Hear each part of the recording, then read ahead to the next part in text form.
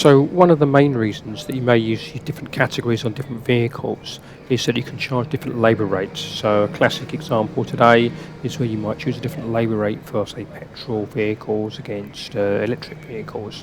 And you can see in the parameters in service on labour rates that this now allows you to create different labour rates based on different categories. So in here I've got a retail trade, I've got a separate warranty rate from maybe a warranty company and in police vehicles rate, but that could have electric vehicles or anything else you wanted in there.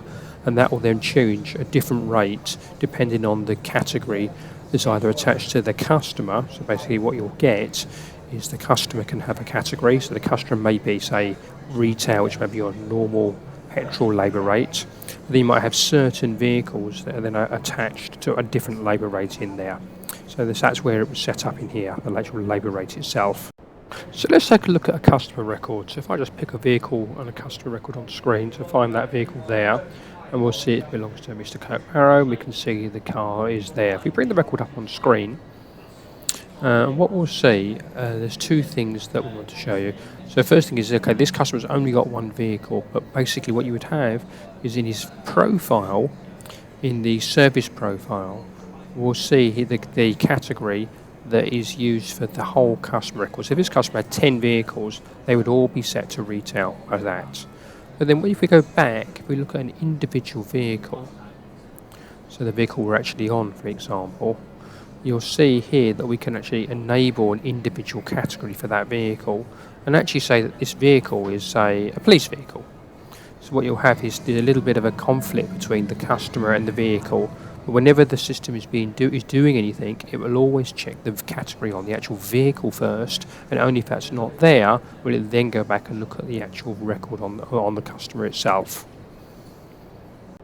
Where you'll really see this come into play is on the workshop system. So if I just make a workshop appointment here, and we'll pick that same vehicle that we looked at, and we'll see the vehicle categories. We'll pick that customer there with that vehicle, and what we'll see here is that all the vehicle is in. So if I book this vehicle into the workshop, you'll then see what happens. I'll just book it in for a service, just very, very quickly, and what you'll see.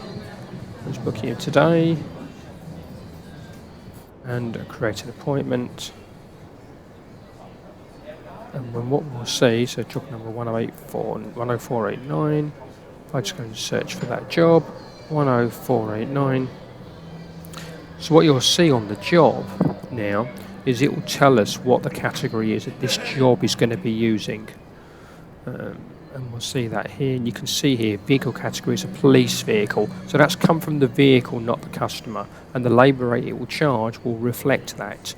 Also in all the reporting, so in the invoice report and in the nominal ledger when it does it, it will report this as a police vehicle category, so we'll get labour sales of police vehicles as a category in there. We can change it, so in a particular vehicle we can change it. So if we've got, say, a policy that electric vehicles need to be categorised separately, and we're here with an electric vehicle and it's not set right, we can set it and it will save that setting in there, and it will keep that all the way through. And you'll then see that in, say, on the invoice report. So I won't invoice this job, but you'll see it on the, say, the Service Manager's Toolkit. If I do an invoice report, say from,